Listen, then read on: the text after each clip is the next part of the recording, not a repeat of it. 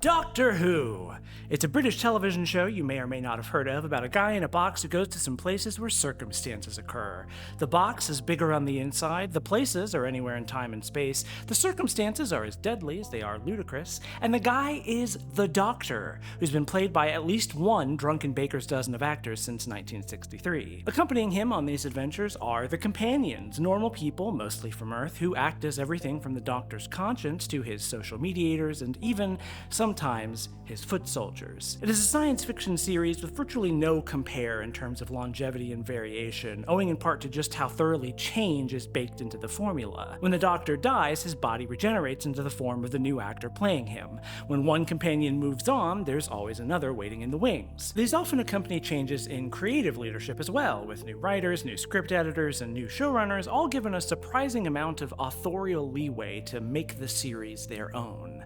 This dynamic lends the show an immense conceptual elasticity that is essential in fending off the creative stagnation that plagues so much legacy sci-fi and fantasy today. Yet for all that dynamism, the series has nevertheless experienced a lot of ups and downs over the course of its history, and the last few years have been a decidedly down period. But 2023 marked the 60th anniversary of Doctor Who's existence, and with it came what could be mercifully described as a lot of news. 3 anniversary episodes and a Christmas special, each to be written by returning showrunner Russell T. Davies, the man who successfully resurrected the show in 2005 after its politically motivated cancellation in 1989. Returning alongside him would be fan favorite Doctor companion duo David Tennant and Catherine Tate, whose last adventure together was one of the most tragic and affecting in the series' modern history. And these, at last, would culminate in the debut of Ncuti Gatwa as the 15th Doctor, perhaps the show's most exciting casting decision since Christopher Eccleston played the 9th Doctor in 2005. All of this was announced at a moment when the hypothetical future of the show was about as uncertain as it's ever been, leaving even lifelong fans uncertain that they'd ever have a reason to care again.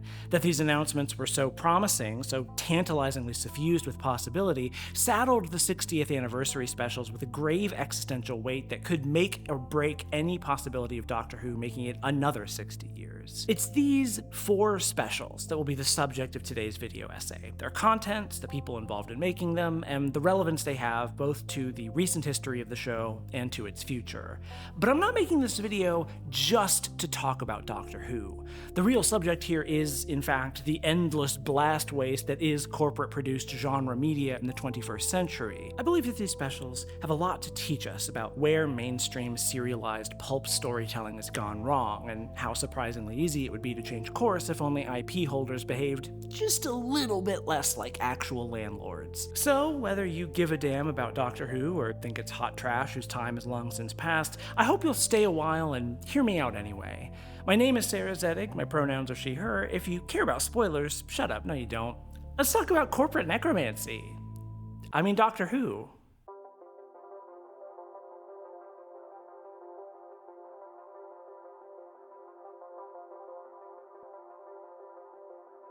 So you have in your pocket a once profitable intellectual property whose star has been tainted by years of mismanagement and neglect. The ratings are no longer there, the fans have nothing nice to say on Twitter, and worst of all, it's just not making you as many infinity of monies as your shareholders would like. Without intervention, it is, for all intents and purposes, deceased. So the question is, what's the right intervention? How do you bring back such a property from beyond the pale without just digging yourself a deeper grave? Well, strategies differ based on how much the person you're asking is paid to be wrong, but in my opinion, there are 3 basic things that any revival must prove in order to be considered successful. Number 1, that a new version of the thing can be just as good as you remember the old one feeling. Number 2, that the creators behind the new version have learned from the mistakes of their predecessors. And 3, that the new version is itself capable of supporting new ideas that weren't present in the original. The first of these tasks is the most fundamental. Doctor Who is, before anything else, a jaunty, all-ages action-adventure show with sci-fantasy horror elements full of humor and heart. If it's too bloated or incompetent or cynical or cloying to entertain us as it once did, then all its other efforts will be wasted. which should be easy enough for a show as elastic as this one. But between the sense of betrayal that pushed many fans away, myself included, during Steven Moffat's run from 2010 to 2017, and the abject dud of an Albatross that was Chris Chibnall's 2018 to 2022 run, there was genuine concern ahead of the 60th anniversary as to whether anyone could write this ship. Enter Russell T. Davies, the showrunner whose 5-year tenure starting in 2005 successfully dragged Doctor Who back into the world of modern television, kicking and screaming. It's hard to convey just how unlikely this success was. The Doctor had been off the air for 16 years, his adventures the stuff of cult sci-fi magazines and pre-BuzzFeed listicles like 10 wacky sci-fi shows with terrible special effects that no one remembers but me. That Rusty's Doctor Who was not just good but great, not just well-liked by longtime fans, but by a broad general audience as well, is the sort of turnaround comeback miracle that just isn't supposed to happen outside of a Frank Capra film. But times are different now. Doctor Who no longer feels like a relic of a distant age, but a popular contemporary franchise that yielded some of the best and worst television of the last 20 years. Where the 2005 revival had more than a decade of distance from any prior iteration, 2023's revival had no distance whatsoever from the colossal 4-year unforced error preceding it. While the task was demonstrably different in many ways, bringing Davies back a second time 13 years after his retirement to work the same magic again makes a lot of sense on paper. After all, it's a playbook we've all grown intimately familiar with over the last decade and a half. Ratings dipped after a lengthy slump? Bring back the A-Team for a new hurrah. Just give the fans a hit of nostalgia and they'll come flooding back. It's a guaranteed win. But it wasn't a guaranteed win. Not by any stretch. The IP gold rush that followed in the wake of the Marvel Cinematic Universe ushered in the age of the executive auteur, when the once unconscionable act of studio meddling, the original sin of film produced under capitalism, was normalized and even romanticized to the point that regular people will go to bat for Kevin Feige against Martin fucking Scorsese for daring to suggest that movies made by artists are better than movies made by committee. In this environment, genuine artistry is considered crude, off-putting, and too risky to be worth the investment.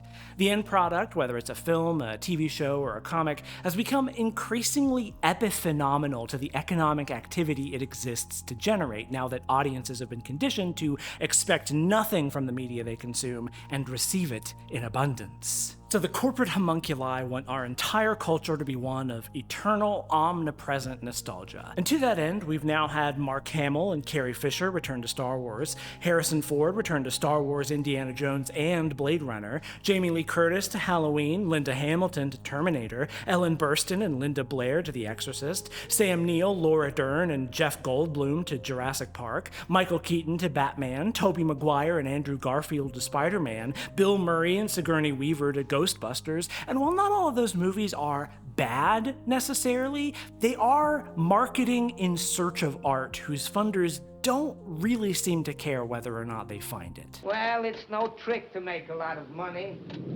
All you want is to make a lot of money. So no, bringing Rusty's dream team back from the farm upstate wasn't a guaranteed win. After so many instances of the same cynical PR moves resulting in the same lackluster slop, I think a lot of folks have grown weary of the whole playbook. It simply isn't enough to get the band back together when they're only doing it because the label said it would be easy money.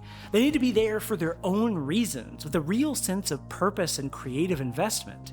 Without that top-down passion and control, the best you can hope for is an exercise in brand management. Like, when J.J. Abrams released his 2009 Star Wars fan film titled Star Trek, did it really feel like he was doing it for a genuine love of the franchise?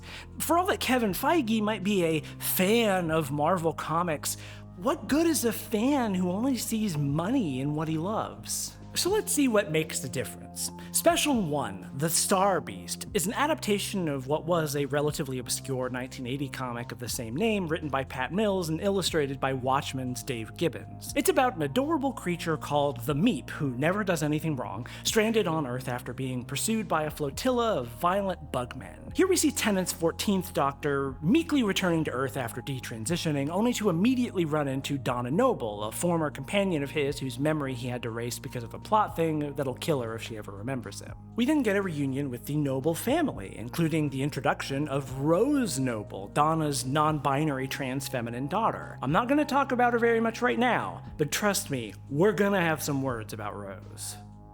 Good words. Good words, I promise. For all the ballyhoo building it up before release, The Star Beast is a surprisingly normal episode of Doctor Who. An alien shows up on Earth, other aliens are chasing that alien, the Doctor gets caught in the crossfire, there's a switcheroo about who the real antagonist is, the whole cast gets captured, all hope seems lost, and then some things happen and the Doctor wins. Besides an incredibly brief direct address prologue to catch you up on the Doctor's relationship with Donna, there's very little about this episode that would make it feel out of place in the middle of a regular season.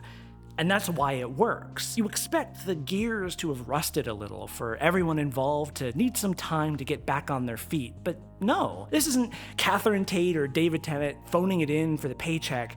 It's Donna and the Doctor immediately, as if no time had passed at all. In fact, The Star Beast displays very little metatextual awareness of its own importance to Doctor Who's future. There's no low-angle Spielbergian dolly shot of the Doctor emerging from a cloud of steam like some kind of god, no insufferable wink-wink nudge-nudge fan service or cloying self-important monologues. One certainly feels nostalgia watching it if you're in a position to be nostalgic for Tennant's run, but it's not the empty nostalgia of mere recognition. It's nostalgia for a time when this just was Doctor Who, when at least some pulp television felt like it was being made by weirdo perverts instead of Hollywood pod people. This was the experience that compelled me to make this video in the first place, because I genuinely couldn't remember the last time this kind of show actually knew what it was. Actually, I'm gonna pause here and just ad-lib a little bit of an addition here. There's a lot of good TV out there. There's a lot of good genre TV out there. I'm making a very big absolutist case about the sort of blob of sci-fi television contemporaneous that I'm sort of reacting to here. It's just that in the age of streaming, there's so much more emphasis on, seasons that you get like 1 or 2 good episodes at the start that hook you, and then the rest of the promise of the show is sort of like hung on the season finale, where every episode in between just sort of exists to drag you along with the promise that maybe there will be a really worthwhile good reveal at the end, and there never is, and then the show gets canceled after 1 or 2 seasons, and so it all just sort of turns pointless. The thing that makes Doctor Who special is the fact that it's retaining this sort of older model of television where scripts are just sort of self-contained little adventures, and I think that that's just a better way to write this kind of show, to aim for making good individual episodes rather than whole seasons or series and planning everything out in advance. And of course, a lot of that has to do with the political economy of digital film production in the age of streaming. That's not necessarily the creator's fault or the bankrupting of the creative id or whatever. That's just a circumstance. There you go. There's a little bit of ad-lib. And it's not even a great episode, all things considered.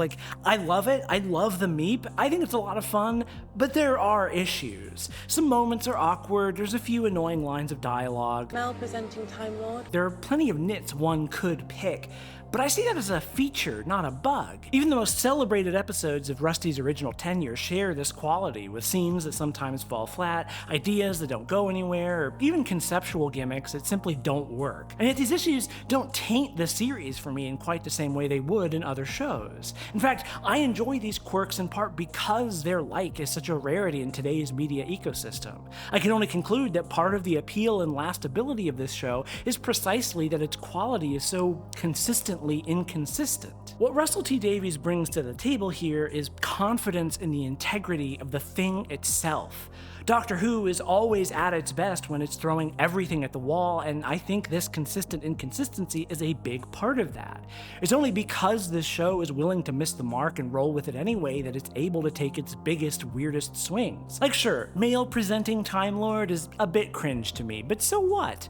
The moment comes and goes, and it's such a small moment. Why would I waste my life obsessing over that when I could be shouting, "Behold, my soldiers of the psychedelic sun! Exhibit C, just die! Just die! Just die! Just die!" Maybe you've noticed in the footage on screen that the meep actually looks kind of surprisingly good.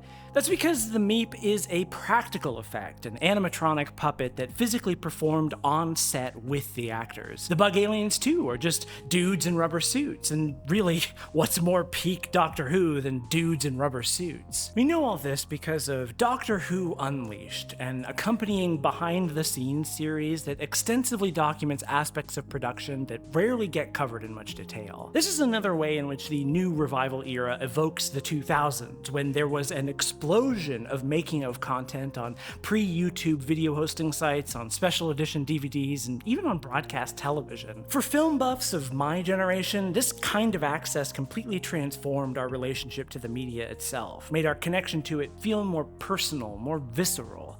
In the age of Marvel, this material has devolved into pure puff pieces with almost no genuine making of content, which has only further mystified the production process and hidden the labor of below-the-line workers from mass audiences. Just as the Star Beast picks up on the thread of 2000s Doctor Who as if it was never dropped, these making-of docs feel like intrusions from an alternate universe where studios never stopped producing them. An even older relic is also one of the silliest but most essential ingredients to any good pulp science fiction story: technobabble. Technobabble is a bunch of fake-ish words that you put in the mouths of characters to explain why things are happening without actually having to come up with an explanation for why things are happening. The stiff space coils are overheating. If we don't anodize the threshold matrix before the Faraday cage melts, it'll tear a hole through all of reality! You know, that kind of thing. You might think it's cheesy, and it usually is, but there's a real utility in it as a writing tool. Technobabble can build out the world by implying things about its technology. It can add spice to character interactions with conflicting understandings of the situation. And of course it does a really good job of creating the illusion of action where none is taking place.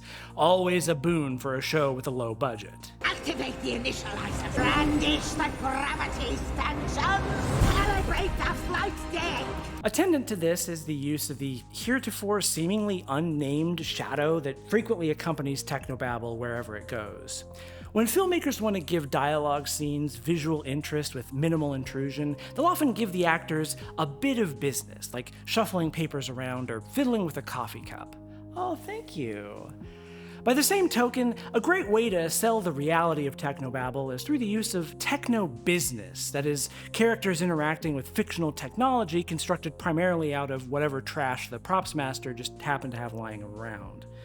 This doesn't have anything in it, so I'm good. Thank you. The TARDIS console, notably, is a font of techno-business opportunities, all wheels and belts and typewriters and hammers and goop. So important are technobabble and techno-business to the DNA of Doctor Who that the denouement of 2 of the 60th specials takes place in a room covered in switches and knobs that the Doctor has to name and play with in order to save the day. I will triple drive the particle manifesto, overstep the umbilical feed, vindicate the cyber line, and roast the hyperpage like this! An autist's dream, honestly. Like, yes, it's silly and doesn't make logical sense, but so what? As long as it makes emotional sense, as long as the story feels like it's given you a believable back and forth of competing power dynamics, then everything else just slips away. Which is how Doctor Who has always worked, because it was shot on a shoestring budget and often couldn't afford to have more than one take on a setup. Just because you got $100 million from Disney for international distribution rights doesn't mean you can cheap out on the cheapness and still honestly call what you're making Doctor Who. And that's how, with a single, arguably 7.5 out of 10 episode, so many doubts about the future of this show were quashed. It proves itself up to the task of reviving Doctor Who by simply being Doctor Who as if it never needed reviving in the first place, warts and all. And this trend continues through all of the 60th specials, each of which are uniquely flawed works of exciting pulp sci-fantasy adventure that managed to hit some of the highest highs of the entire revival era. They announce proudly and with tangible confidence that Doctor Who doesn't need to imitate its contemporaries in order to succeed. It just needs to be itself.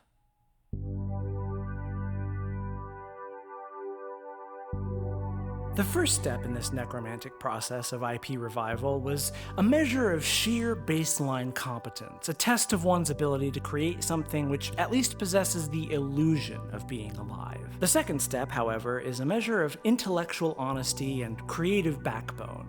This whole grisly operation is only necessary in the first place because the last people in charge killed your IP through mismanagement. If you want your freshly reanimated corpse to stay upright, you have to have the presence of mind not to pretend that the job is finished at step one. Doctor Who has had a rough go of it for the last decade. I can't speak to the UK audience, but I can, unfortunately, speak to the Tumblr-based American fandom. Already pissed at Steven Moffat's mishandling of Sherlock on top of the declining quality and fairy tale quippity of Matt Smith's later seasons, the last straw came when Smith exited the show not to be replaced by a woman, as everyone so dearly hoped, but instead by Peter Capaldi, an old white Scotsman. Affronted by the misogyny of it all, the Tumblrites packed up shop and moved on to the far greener, more consistently high-quality pastures of Supernatural. I've spent the last 10 years sworn off from Doctor Who, turned off mostly by Moffat's mishandling of companion River Song, and so I've never touched an episode of Capaldi or Whittaker because everyone knows they're bad, obviously. But with news of Rusty's return coming at a moment when I was already confronting many decade-old media opinions I'd stubbornly held on to without revision, I decided to set all that baggage aside and see what the 12th Doctor had to say for himself. And it turns out Peter Capaldi's Doctor is fucking spectacular. I'm the Doctor and I will be your victim this evening. Are you my mummy? Did you know that his 3 seasons with Moffat are, at their best moments, just as good as peak Davies and sometimes better? Like, yes, there's still some annoying Moffatisms, not every episode is an all-timer, but as I've already stated, that's true for every era of Doctor Who. At its best, Capaldi's tenure is a sober reflection on the revival era as a whole, digging up and displaying the toxic codependencies that were always boiling just under the surface. I know everyone really wanted Moffat to cast a female Doctor back in the day, but I actually think Capaldi's casting allows for a far more interesting transition narrative than anything he could have done with a woman in the role. All the modern Doctors up to this point have been relatively young men, all suave and endearing, but that facade was a mask to conceal a person running away from the guilt of untold atrocities. The Doctor's arc through the end of Matt Smith's run can be characterized as an escalating, self-destructive manic phase, the midlife crisis of a 900-year-old immortal who believes that if he can just convince everyone around him that he's a cool young guy without a care in the world, that it'll actually become true. His regeneration into Capaldi's 12th Doctor functions narratively as his transition into the person he feels like deep down. A tired, cynical, run-down old fool who just can't help losing even when he wins. He doesn't look renewed, he looks older. You thought he was young? He looked young. He looked like your dashing young gentleman friend. Your lover, even. Shut up. Who do you think that was for? I wear a veil as he wore a face. To be accepted. And it doesn't not feel like a gender thing. At the end of his first episode, he stands before returning companion Clara as the first honest iteration of himself that he's presented in years, and he begs her to accept him for who he is. You can't see me, can you? You look at me and you can't see me. Have you any idea what that's like? Please, just see me. God help me, I've become a Moffat apologist. Capaldi is my favorite Doctor now. I think Bill is probably my favorite companion. I love this TARDIS. I love the season that's almost entirely 2-parters. I don't know, man. I think it rules. It was with this experience in mind that I took to the Chris Chibnall era, hoping against hope to find that, like Moffat, the hate was overblown and not based in reality. Unfortunately, I'm sorry to say, it's just not very good. And not even in a fun or entertaining way. It's just consistently, unambitiously mediocre to the point where it's hard to even get to criticizing the substance of the episodes, because just the barest baseline filmmaking fundamentals aren't often even there. I have at least some sympathy for this, since they liquidated the entire production after Moffat's departure, leaving Chibnall's team to reinvent the wheel with virtually no returning talents from the original crew. Empty pockets. Oh, I hate empty pockets. But even as later seasons get more cinematically competent, the actual contents of the show still have seemingly nothing interesting to say. Even the bright spots are consistently bowled over by its languid pace, all characters standing around saying, "What?" so the Doctor can explain the plot at them. It's not just bad, it's a shame. It's an astonishing waste of talents and good intentions. Chibnall, to his credit, did put a concerted effort into hiring a diverse crew in front of and behind the camera, but he gave them nothing to work with. He didn't even tell the writers on the first season that the Doctor was to be played by a woman until after the scripts were done, because the Doctor's gender never mattered before, so why should it matter now? This is the situation Davies inherited. Two ignominious eras of greater and lesser worth that came dangerously close to squandering all the work he did the first time he brought it back. Davies approached the work of his predecessors as possessing both good and bad qualities worth understanding on their own merits, taking the moderate route over a reactionary one. One of Moffat's genuine strengths over Davies was his devotion to stories that actually utilized time travel in a structural way, with gonzo nonlinear narratives that went in so many directions they'd make your head spin. The second special, Wild Blue Yonder, opens with a prologue where the Doctor and Donna collide with Isaac Newton on exactly the right day to alter history such that he calls it Mavity. Mavity. It's a really funny bit, but what really makes it truly Moffatian is the commitment to its repercussions. From this point on, in every special, Mavity is treated as the correct term by everyone except the Doctor. Caught in the gravity field. Caught in the what? Mavity field. It's such a small, stupid joke, but that's peak Doctor Who up and down, a throwaway gag with untold consequences that affects everyone. This is the kind of thing you can only do in a time travel story as flippant as this one, and it's just one of many indications that Davies was taking notes about what worked under Moffat's care. But by the same token, Davies doesn't let his successor off the hook. Special 3, The Giggle, has a brilliant scene where the Toymaker uses marionettes of all of Moffat's major companions to inform Donna of what he's been up to since he wiped her memory. Here's Amy Pond. She got killed by weeping angels. Here's Clara Oswald. She got killed by a bird. Here's Bill Potts. She got killed by Cybermen. After the Toymaker's description of each grisly fate, the Doctor pushes back. No. Amy got to live out the rest of her life in 1920s New York with her husband. Clara escaped in a TARDIS with me at the moment of her last heartbeat. And Bill's consciousness lives on as a lesbian spaceship. No. They didn't die. They just got a bonus afterlife. These escapadeness off-screen postscripts are a hallmark of Moffat's writing style, him being a man who likes to tell stories with real mortal stakes, but who also loves his own characters too much to ever put the final nail in. I actually quite like these sort of hand-wavy epilogues because they allow for the grave finality that the Doctor and us must experience when a companion departs, while also taking some of the sting off, since they open up narrative possibility space for future writers to take advantage of should the opportunity arise. They're fan fiction stasis chambers, begging you to imagine what kind of hijinks must be going on in there, and I just think that's neat. But as much as I like these contrived soft landings, they are contrived, and in many ways they're letting us off easy. The Toymaker directly confronts the Doctor with this, as his each successive attempt at justifying those deaths with the post-facto "they had cool adventures off-screen though" excuse is met with, "Well, that's all right then." She died of old age. Well, that's all right then. She still survives in her last second of life. Well, that's all right then. And her consciousness survives. Oh, well, that's all right then. This immediately transmutes Moffat's storycraft decisions into a character beat, his desire to have his tragic cake and eat a happy ending too, equated with the Doctor's desire to abdicate himself of responsibility for the circumstances that led to there being any kind of end in the first place. In truth, the Doctor uses these convenient little fanfiction scenarios as a way to assure himself that while he may not always be the best influence on people, things usually work out all right in the end, don't they? Don't they? Now I'll never know if I was right.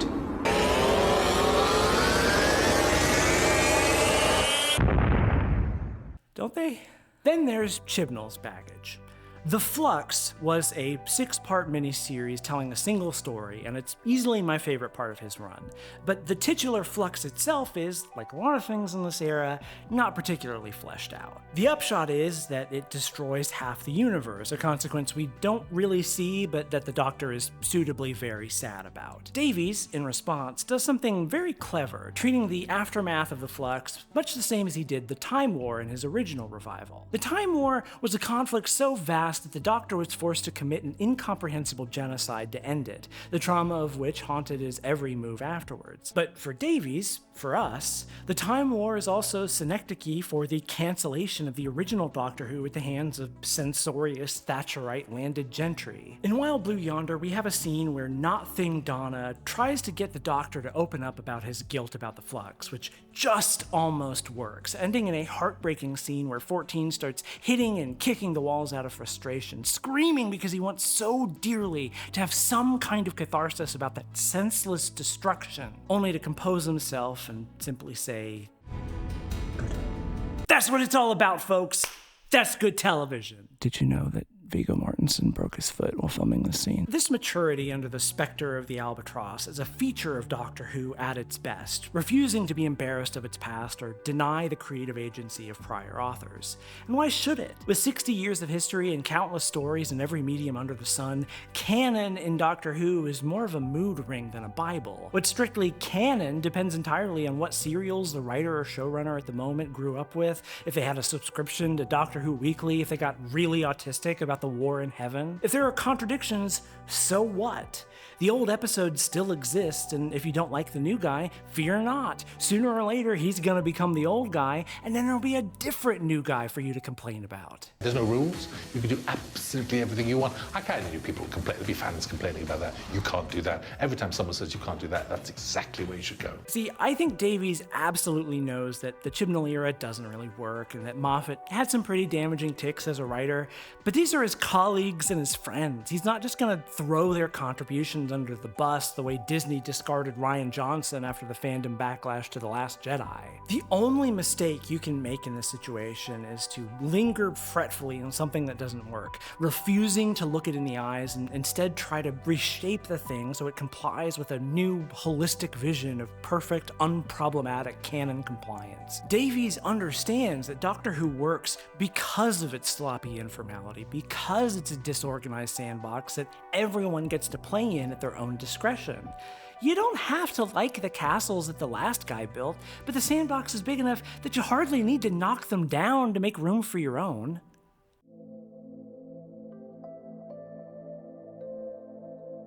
If the first step was a test of competence and the second a test in humility, then the third is a test of hubris, but not in the way you'd expect. It's easy enough to bring back the dead, and cleaning your lair of all those razor-sharp rakes the last guy left lying around is just responsible due diligence.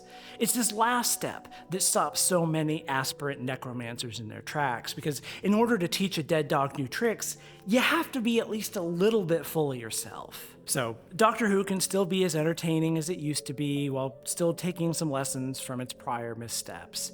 These are excellent qualities for any revival to have, and in today's media ecosystem, that's already such a tall order that it's more than good enough for most viewers. But it's altogether too easy for a property like this to become unduly worshipful of its past, as nostalgia increasingly becomes the dominant creative virtue. In our veneration of the great intellectual properties of the last century, we increasingly lose sight of the fact that once upon a time, these were just ideas in some people's heads that they made up because they felt like it. Such fanatical religiosity towards the brand denies contemporary artists any legitimate claim to authorial agency over the material, ironically asphyxiating the very God they kneel at the altar of. If the goal of your revival is to stay revived long beyond cashing in on all that initial goodwill, then I'm sorry to say, sooner or later, you're gonna have to make some shit up. Which is a terrifying prospect because, of course, fanatics are known for being really cool about changes to the thing they love. The little white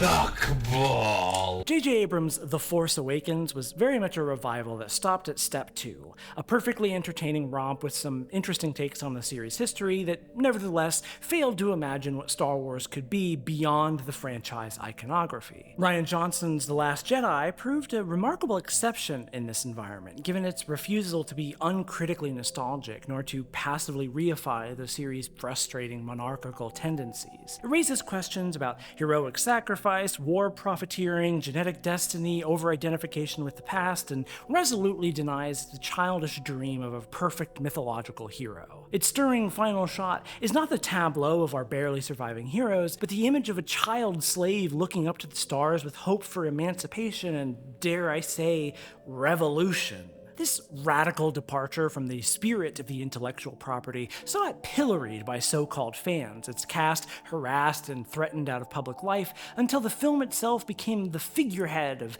boogeyman du jour woke Hollywood. And yet, in pure numerical terms, these people were a minority. The Last Jedi was massively successful at the box office and got great reviews, immediately hailed by a not insignificant number of critics as one of the best in series history. But where degenerates like me saw The Last Jedi's defiance as an open door to a far more interesting narrative future, Disney instead all but explicitly sided with the haters. Every ounce of promise was squandered in the final sequel, every gesture away from fatalistic Skywalker determinism reversed and trod upon. They did not have to do this. The haters were an insignificant portion of the audience, bolstered only by the coincidence of social media access. Their criticism has no value because it's transparently rooted in bigotry. I say all of this to underline the cowardice that dominates corporate media today and the power that these vocally bigoted audience segments are perceived to wield, so that you really understand what it means when I say that the Doctor Who 60th specials may as well have landed from a whole other universe. Carried as they are by the feeling of just being Doctor Who,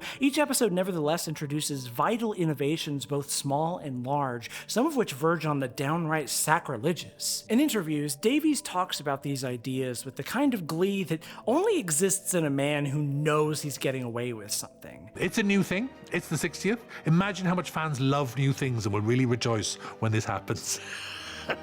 Here we see the quality that makes him such a good fit for Doctor Who. He doesn't care what the haters want because he knows they're just going to complain about it anyway. You can't make him happy, folks. Stop trying! The changes start with little things. The TARDIS now wheels violently out of space like a wrecking ball, making it feel dangerous and unstable. On the inside, the TARDIS has gantries leading off in all directions, a tantalizing hint that we may be spending more time in other parts of the ship than ever before. Gotchwa's Doctor invents intelligent gloves that negate gravity forces, hopefully signaling that 15 is to be something of a tinkerer. The sonic screwdriver can make holographic screens and hard light shields now, not beating the Merlin accusations there, Doc. A toolkit brazenly borrowed from the Marvel school of speculative user interfaces. I don't think these are going to become a staple of the Doctor's arsenal necessarily, so much as they are a signal to future writers that if you want the Doctor to have a thing, you can just say that he already does. But they're a big power expansion nevertheless. Then there's this cute little moment in Wild Blue Yonder where the Doctor pedals the TARDIS along like a skateboard, an effect that wasn't planned and only happened because one of the props people mentioned on the day that it was possible and Davies said, sure, which is itself a really good sign since you always want someone in Davies' position to be open to suggestions from other department heads on the day of the shoot. And on that note, let's return for a moment to Doctor Who Unleashed. They're very keen to show off how many practical effects were utilized throughout the specials. The Not Thing's uncanny long arms, Jimbo the robot, the Stooky family, the Goblin King, the horse captain, Neil Patrick Harris's teeth. But what I really find notable about Unleashed is how each episode takes time to let the host of the show moonlight in one of the departments, so he has to be taught how to hold a boom mic or puppeteer a marionette. It's shocking. This is unbelievable. Now, obviously, this isn't new per se. I just feel an obligation to call it out as a former film worker myself. And of course, we must always celebrate the use of practical effects in a world dominated by Disney's love of underunionized visual effects lately. Stop right there, asshole! Did you hear me say Doctor Who uses practical effects and say to yourself, ah yes, very good, I prefer practical effects, they're so much better than CGI. Well, shame on you, because you're part of the problem. To save us both a lot of time, I'm just gonna point you towards the excellent video series No CGI is Actually Just Invisible CGI by The Movie Rabbit Hole, which documents how virtually every movie sold on the promise of practical effects in the last decade made extensive use of CGI, yes, including that one. I bring this up because PR for the cruising Tom vehicles of the world often paint out green screens and wires, concealing the fact that the filmmakers obviously always planned on using digital post-processing. What makes Doctor Who Unleashed unique is how it highlights the entire production pipeline, including digital effects. When covering the Meep's amazing practical components, they also extensively break down sequences that use digital intermediaries. Over many months, a 2D facial rig added pupil dilation, ear and nose twitches, and accurate lip sync. Where Disney and friends use their monetary resources and the untold possibilities of digital effects primarily to cut corners and avoid paying union workers wherever possible, Doctor Who is an exemplar of what happens when those resources are funneled back into the production so that everyone involved has what they need to do the best job they possibly can. In covering all aspects of the production pipeline, Doctor Who Unleashed abandons the oversimplified either-or of the practical versus digital effects debate in favor of a both-sides approach that celebrates the creative agency of everyone who got paid to work on this thing. Speaking of both sides, let's talk about By Generation. Upon being dealt a death blow by the toy maker at the climax of The Giggle, Tennant prepares for yet another tragic sacrificial farewell, he and us all expecting this to be the moment when he becomes Ncuti Gatwa. But the moment passes, and after some confusion, Tennant's doctor all but literally gives birth to the man. Push! Push! Push! Push! This is an idea that Russell T. Davies just made up that has no precedent in the canon, and it has huge retroactive ramifications that will probably be felt for years to come. This is not a crowd-pleasing choice. It's a bold departure from the expected norm, only flimsily justified by an offhanded By Generation is supposed to be a myth. So flagrant is this conveniently invented Time Lord biology, it can't help but invoke perhaps the single worst creative choice made in the Chibnall era: the timeless child. In the finale of Whittaker's second season, it's revealed that instead of being born a Time Lord, the Doctor is actually an even ancienter immortal alien orphaned from another universe that the Time Lords adopted and studied. Following on from this, it turns out that regeneration isn't inherent to Time Lord biology, but rather a trait they observed in and ripped off from the timeless child. Now, suddenly, the Doctor is actually millions of years old, the vast majority of their existence spent as a militant agent, their memories wiped countless times at the whims of the Time Lord CIA. It's a pretty gargantuan retcon that completely changes the Doctor's position in the show, from a madman in a box going on adventures to a cosmic chosen one of immeasurably superlative importance. But that's not the reason it sucks. No, the real problem here is that Chibnall and company had the balls to introduce this seismic alteration to a 60-year canon, and then seemingly had nothing to say with it. It's a twist for the sake of being a twist, a source of angst that's never emotionally unpacked by the Doctor or her companions, lacking any meaning or purpose beyond the plot convolutions of its relevant episodes.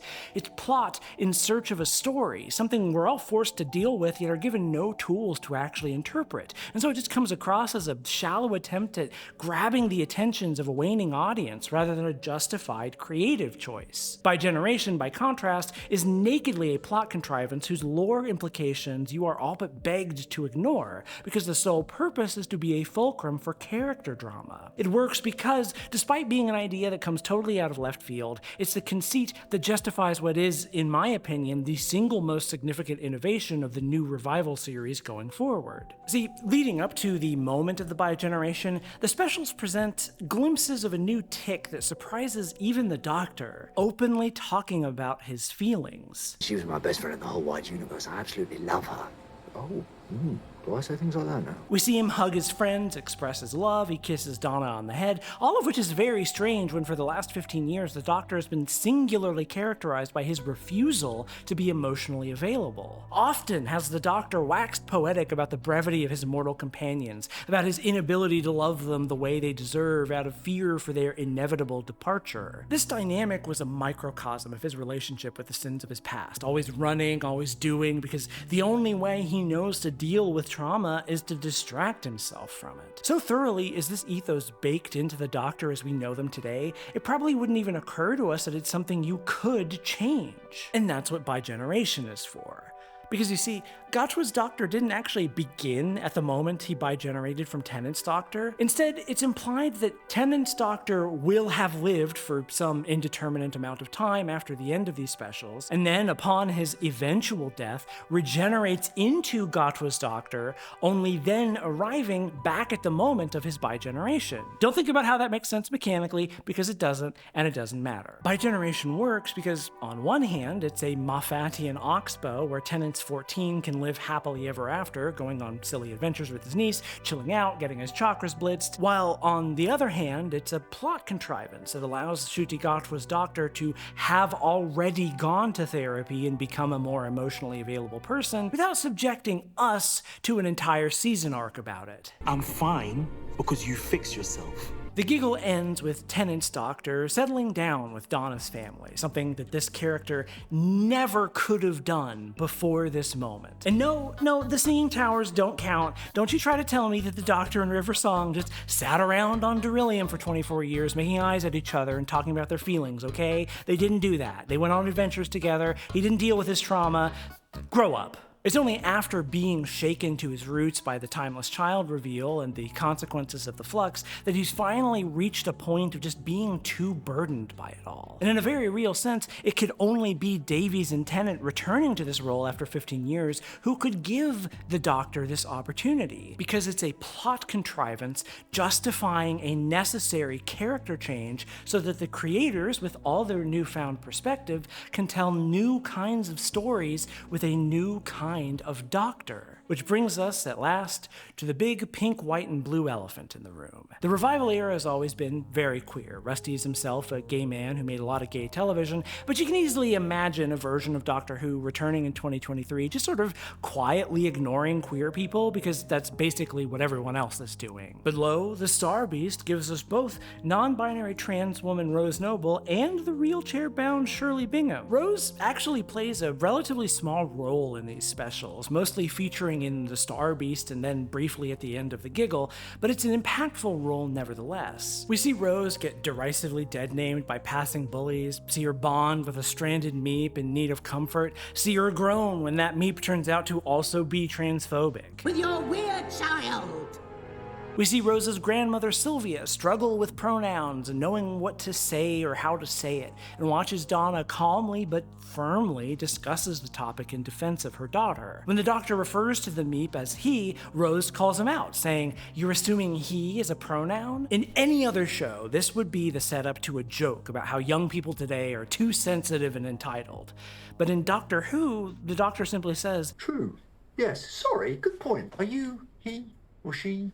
Or they?" I watched The Star Beast in a room full of queers, most of whom had never seen an episode of Doctor Who before, and we all gasped at this moment precisely for how normal it is about the whole thing. Every scene with or about Rose possesses the same quality, like walking through a minefield blindfolded and somehow coming away unscathed. You keep expecting it to trip up, to turn reactionary, to sympathize with the transphobes, because that's what we've come to expect from media with or about trans people. As a result, the Star Beast has an almost baby's first gender quality to it, like it's a very special episode where the Doctor teaches your Nan about pronouns, which is exactly what it is.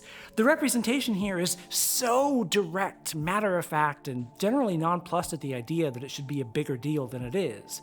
If it feels rudimentary, that's only because it has to make up for what every other show in a similar position has failed to do in presenting trans people as, I don't know, people. It really genuinely matters in a historical sense that in the very first episode of this new revival series, the opening salvo most uniquely saddled with the responsibility for winning back a waning audience, that Davies chose to prominently feature a black trans woman whose identity is an essential part of the text. After all, the UK is in the midst of a full-on fascist meltdown about trans people existing. Meanwhile, the BBC, the very network airing Doctor Who, has played no small role in spreading said transphobia. Given that context, it matters that Rose Noble is transgender and that she faces transphobia and that her pronouns are respected and that her relatives get to gracefully adjust their behavior and that she gets to save her mother by being non-binary. And all of this hyperbole is doubly underscored by the fact that the 60th specials blew previous viewership records completely out of the water, surely making this one of the most viewed sympathetic representations of a trans person ever broadcast. If you're at all like me, you've probably grown deeply cynical about how we discuss representation as like a checklist or a planted flag.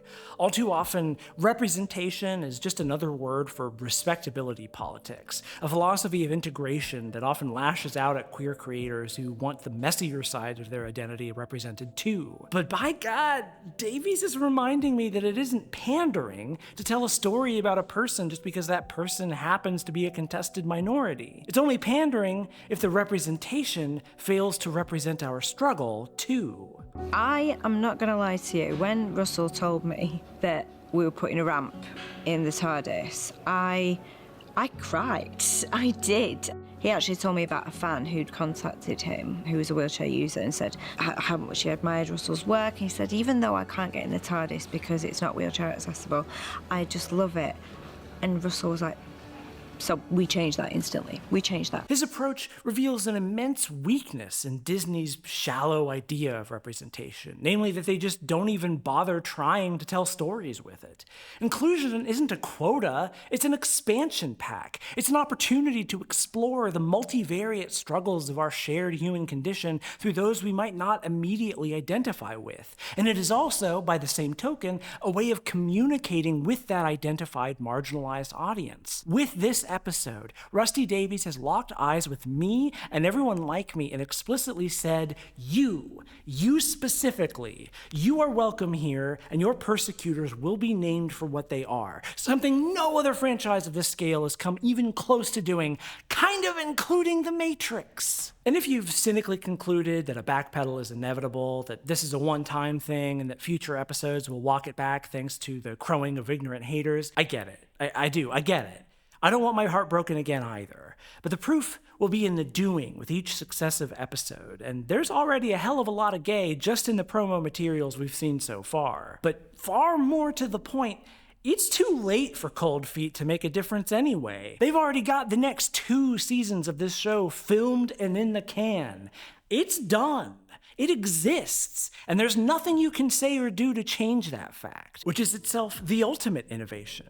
In an age where media desperately cloys at our ankles for approval with promises of some invoked, mythologized past, Doctor Who has the dignity and hubris to just fucking exist whether we like it or not. Here's a show created by artists who made decisions that they intend to stand by, discourse be damned. And really, isn't this capacity to do what it wants regardless of our opinion the ultimate proof that something is fundamentally alive? Well, you can think whatever the hell you want. I don't care either way. Waited your whole life? You wish.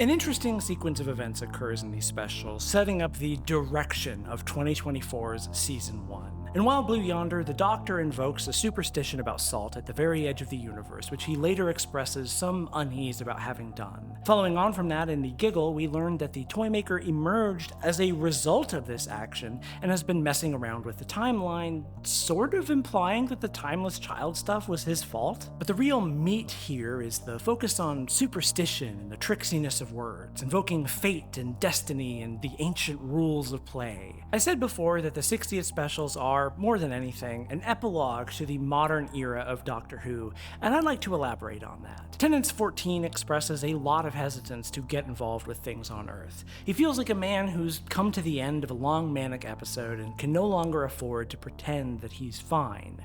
He can't run away from his grief anymore, and he fears that anyone he gets close to will suffer to their death because of him. I think this speaks quite a lot to Matt Smith's 11th Doctor, whose meddling in circumstances made him an increasingly important mythological figure in the universe. His pacifism and companionship warped by some cultures into a celebration of militarism, in whose language doctor comes to mean soldier, everything he proclaimed to stand against. At the far end of that road, Jodie Whittaker's 13th Doctor seems to rebound from these missteps through a sort of soft age regression, adopting a more distractedly childish affect to give cover for her desire to never get involved in another plot for as long as she lives. Unfortunately, as a TV show protagonist, she's forced into plots nevertheless and spends quite a lot of time trying to abdicate responsibility, playing the centrist, avoiding the conflict. It makes for terrible television, but you can twist it into a believable evolution of the character if you squint. So the Doctor as a character then reverts to the face of David Tennant, coming full circle on this manic episode as they at last settle down for a while and just live in a place with some people they like, leaving the 15th Doctor to go sauntering off with all the wisdom and perspective that rest will have earned him. Now that he's on the other side of that episode, does Ncuti's Doctor just go right back into getting involved with the business of aliens and governments in his first outing in the Christmas special? No, he investigates the antics of some luck-attracted, child-stealing goblins. Throughout Church on Ruby Road, the Doctor is delighted by being ensconced in a world that he doesn't know everything about, one where he has to learn the language of rope, understand the logic of luck. The various speeches that follow utilize what I'm sure is about to become a new staple of the show. Where seasons past deployed technobabble and techno-business to flesh out the action of any given episode, this new era looks to be doing the same with fabulobabble. That is to say, jargony nonsense about fables rather than jargony nonsense about technology. How do you know all of this? I don't. It's a brand new science for me and I love it. The language of luck. And we even get our first instance of fabulobusiness too. So here's my theory. I think the ultimate point of the 60th anniversary specials was to prove that this team is still perfectly capable of creating the kind of Doctor Who most modern fans fell in love with, so that they could earn the goodwill to do something very different. While I'm sure the sci-fi elements will never fully go away, I think this new era aims to introduce idioms of the fantastical in place of the pseudoscientific. This makes even more sense when you think about how much Rusty's been talking up the supposed unit spin-off show, whose set and characters are featured prominently in The Giggle. In isolation, such a property seems totally superfluous. Torchwood differentiated itself by being grimdark Doctor Who, and it wasn't particularly good, so it seems weird to try the same trick again. But if Doctor Who is now transitioned into a realm more defined by fantasy, suddenly a unit show about fending off alien invasions has a place in the world. That doesn't necessarily mean it'll succeed, but at least now I understand the pitch. But the question still stands. Will the Disneys of the world take note? Here I must admit, the premise of this video is kind of a false one. Yes, there are many lessons that could be learned from these specials, as I've hopefully convinced you by now, but I have no particular expectation that those lessons will be learned. In part, this is because of Doctor Who's extremely unique ownership situation, owing to quirks of UK copyright law that, I'm sorry to say, I don't know nearly enough about to comment on. I do think it's notable that Disney saw fit to invest millions of dollars into this new revival for international broadcast rights and seemingly zero creative input, something that would be absolutely unthinkable for an American property. But that hardly signals a change in Disney's approach to artists as it does their acquiescence to the fact that Doctor Who is about to be huge again, and if they don't distribute it, someone else will. The fact is, these companies have never understood what's successful about a success.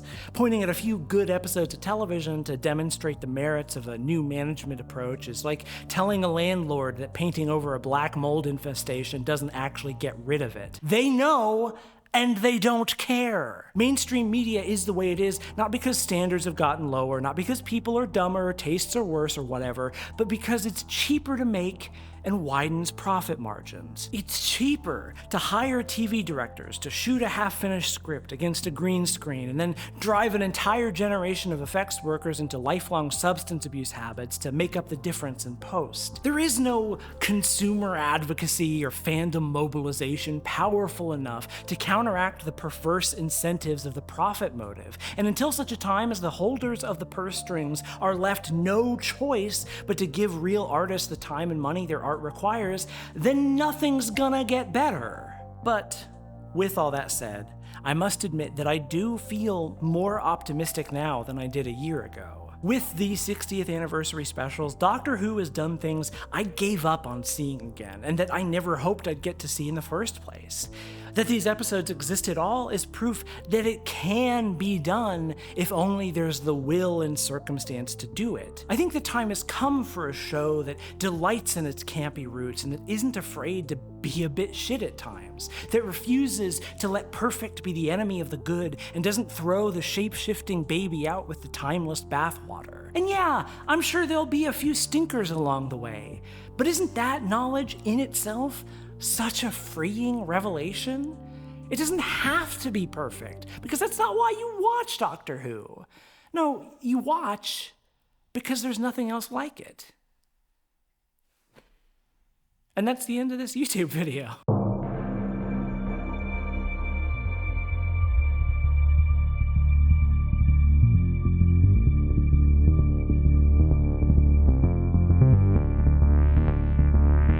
Thank you for watching to the end of this YouTube video about Doctor Who. The music is by Molly Noise, the incredible Molly Noise. Go to her Bandcamp, download her albums, give her your money. If you like this thing that I made, or perhaps any of the other things that I've made on my channel that you can go watch anytime you like, perhaps you'd think about giving me some money on Patreon at patreon.com/LTAS, or Camaraderie at camaraderie.co/Sarah.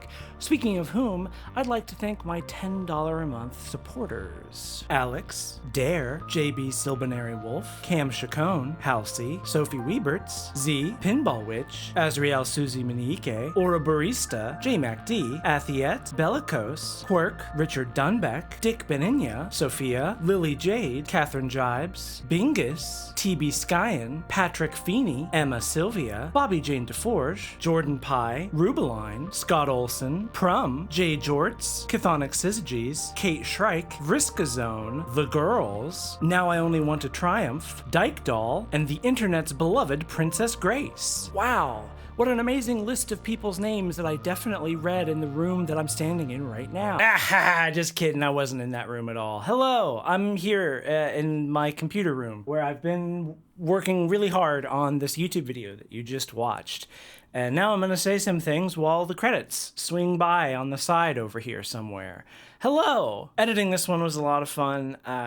When I shot it, I didn't plan on doing the green screen thing, weirdly enough. I just was like, I got this big white colors, yeah, fine.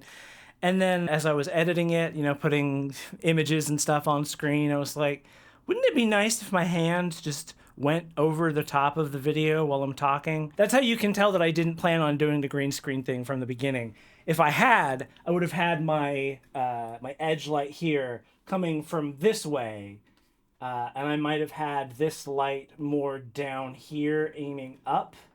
Oh, I might try that next time. Learning experience. That's what this is all about. Learning how to do it. Learning how to do it good. Living with the results that I get when I get them and making the best of them until I cross the finish line. Wow, it's sort of like there's themes and stuff or something. Are you excited for new Doctor Who? I'm excited for new Doctor Who. I can't wait to see what the Maestro is all about. I can't wait to see what the old lady is all about. There's just everything. I'm just curious about everything. There's one red flag in how things are being run right now, which is that As far as we know up to this point in season 1, all of the scripts are written by Rusty Davies. There's nobody else. Like, the only other script that I know is confirmed to be written by somebody else is written by Steven Moffat. As cool as it is that Rusty's come back with all these cool big ideas and all these new scripts and everything that he's doing, and as good as I'm sure it's gonna be, I do find myself wishing that there was like a writer's room and that there was more of a talent pool being sort of developed in this process. Ideally, you are also developing future showrunners and writers to take your place who aren't like the same friends that you were posting on Doctor Who forums with like 20 years ago. We'll see. We'll see how that plays out. I don't like how Disney has decided that they're gonna stream the episodes before they air in the UK. That just seems bad. Disney doesn't seem to have any creative oversight on the show, but they can be dicks. They don't know how to run a streaming service. Well, they don't know how to run a business. They know how to run a fascist dictatorship, which is good for them because the United States of America is the world's most robust welfare state for fascist dictatorships in the form of corporations. That's the end of this video, I think. Thank you for watching. Goodbye.